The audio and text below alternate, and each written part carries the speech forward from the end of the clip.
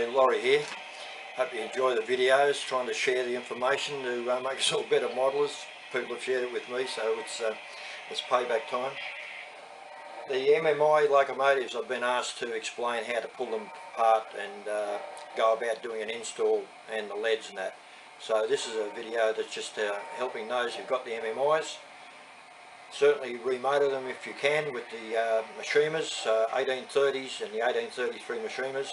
Great motor, make a big difference to how they perform, getting your momentum to low speeds. Like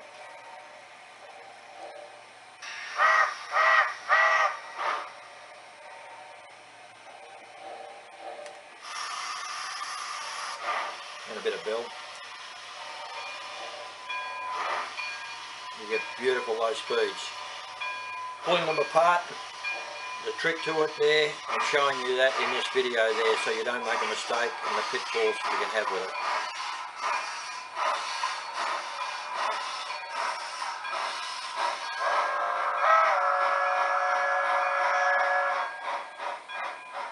So, let's get on to the video. I'll take a look at the K28 MMI. We'll take a look at the C19 over the back, 340 or 348 I've got in use, and we'll look at a K27 MMI. The K36s are the same as the other K classes. First thing you're going to want is a decent cradle. I've just made mine up. So I've got a short side and a long side, and I can put the locomotive in there, and I can also rest it straight up and down here. And underneath there I've got a large foam plate there for laying it down with the tender and that sort of thing. It comes in handy. So making yourself a couple of these, pretty easy. Some screws, a couple of brackets, and you've got your cradle. And you can see the cradle is taking a K27 pretty comfortably with a whole lot on it there. Normally you just need a locomotive or the tender so you can take them apart. The things that you've got to watch when you're removing is the handrail. So you pop the handrail out. The other one is the reversing lever here. That's got to be pulled out, and you can just usually pop that very carefully. Just pop that out, and then it'll push back onto the lever there again. With the foam, with these detail parts on the top, you've got to sort of protect those as well. So again, the foam, you need at least 1/2 inch thick foam that's going to compensate for any weight that the loco is going to be pushing in. Okay, the first thing, you need a magnetic screwdriver, the little Phillips head.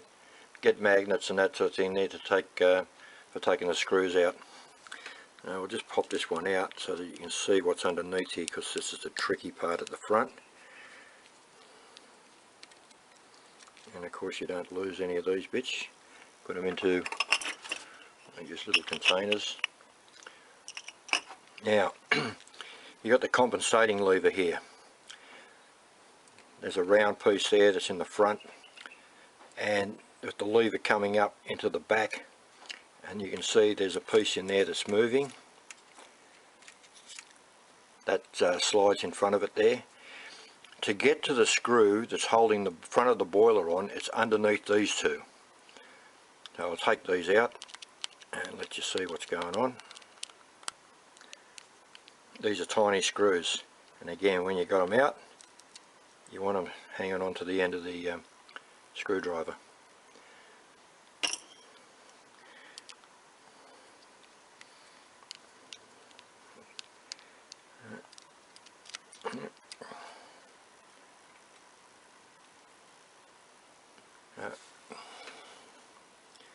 There's the other piece, the compensating. Okay, without pulling this one apart, there is the screw for the boiler. So that one, you undo that screw there, and the next stage we come down to the back. In the back here there's two screws, 1, 2 either side there, undoing those two screws will enable you to lift this out. But of course you need to take out the little handrails up the side of the cabin. They've got to come out, and of course the reversing lever inside here. Disconnect that. Then you're free to be able to move this out. When you're putting this back together again, just make sure that these two front rods are tucked underneath the crossbar for the coupler release. With the MMI C19s, you've got the long rod at the front coming down here. That down at this point here, that needs to be broken, and in doing so you might have to just use a super glue to put it back together again, but that needs to come off there. You've got your rod here, the reversing lever.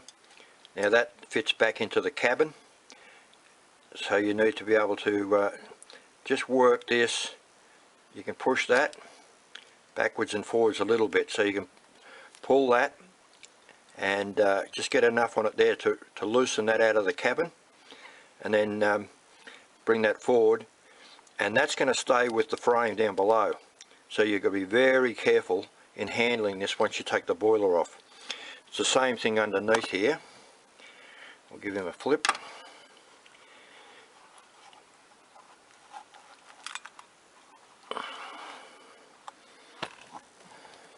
At the front here, we don't have the compensating bar. The screw is underneath there. You need to take the front pilot off, just one screw, and you've got the screw there, and then down the back we've got two more screws down the back, letting those go. And again, you've got the handrails. So just remember, you've got the handrails that have got to come off, the reversing lever, and again these 45-degree rods at the front to go underneath the crossbar of the uncoupler. When we're looking at putting the LED lights in the front, replacing them there, you can pull the bulb out from the bottom and put in a surface mount LED, and of course you've got to have a resistor from the Dakota with every LED. But if you've got two of them together, you can have them in series, and then just the one LED. Somewhere around about a 4.7k resistor is going to work just nice without having the lights too bright. And on the headlight, somewhere around about a 3.3k resistor is going to look pretty good. On the inside, the fireman side, the flange drivers front and back, I put pickup wipers, which is just Tissy Trains wire. I'll come up, I've got phosphor bronze wire. I get all the, there's 12 thou Tissy Trains phosphor bronze wire. That's a good size to use. Put that with a bit of printed circuit board, which is down in the printed circuit board department over here. You just get a piece of printed circuit board, and that'll hold the wire. Scrape the back to key it, and if there's paint on the loco, you've got to remove the paint, otherwise super gluing this little cut off tab won't hold onto paint. You've got to take the paint off, and it's not going to be seen anyhow. And then you put your wiper on, and then the feed of black wire back to the rear where the tender drawbar is. You put pickup wires from these solder pads back there and then to the Dakota. So there's the marker lights on. I'm just using my NCE system. This is a little test setup that I do for as I do my installs. So that's on there. We program the loco in, which will be 348. Select the loco, 3, 4, 8, enter. Whoop, we're away. We get the bell to work.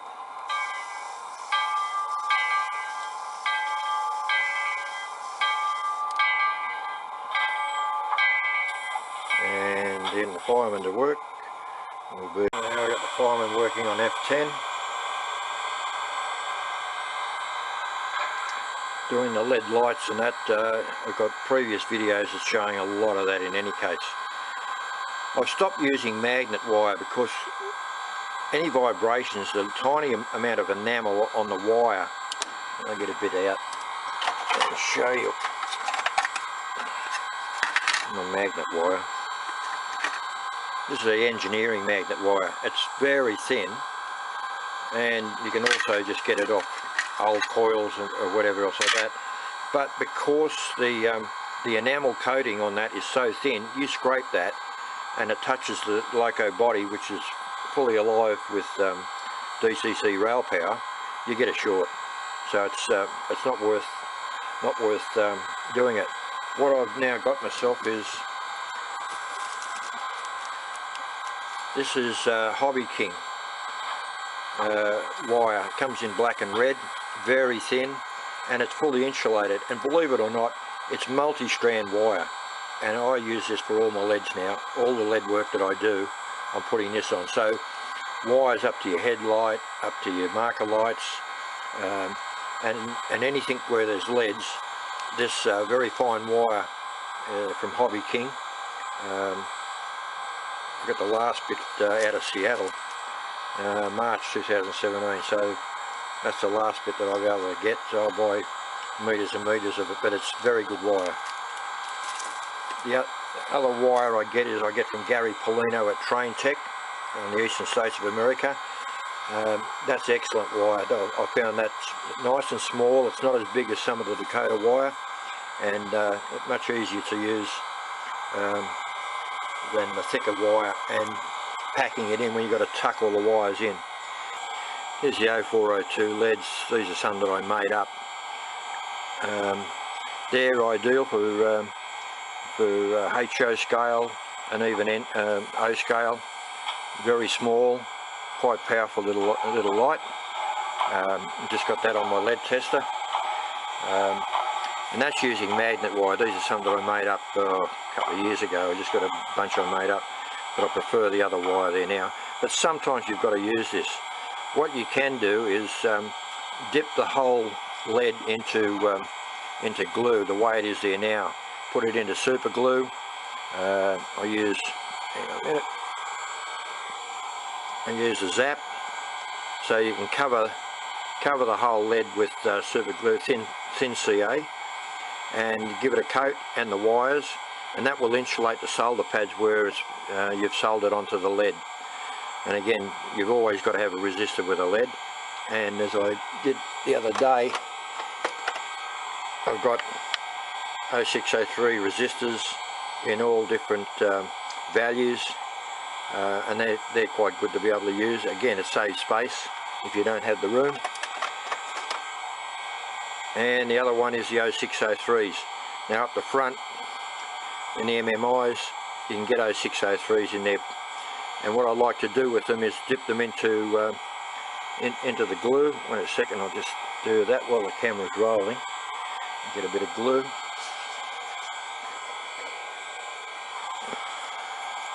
This is the Arlene's Tacky glue. I love the stuff. I'm going back up to Denver, so I'll get some. So I squeeze that out, and look, in there, you think you'd short it out because it's wet or something, but it's not. You put that on it there, give it a good coat, and then let that dry, and then it's insulated. The clear glue is not hurting the lead at all. You can still tint that with Tamiya paints if you wanted to, but that's fully insulated there now. And when that gets a bit tacky, just as it's starting to go off, if you push that up inside the lamp, you can orientate the LED so that you get most of the light coming out the front and not so much out the back, and just get that right, and then you leave it and let it dry overnight. Don't go playing with it anymore. Once you get it right, leave it. And that bit of glue, you can then come back the next day and add a little bit more glue, and then if the light comes out the bottom, put a little bit of black paint, acrylic paint there to stop any light coming out the bottom. I hope that helps.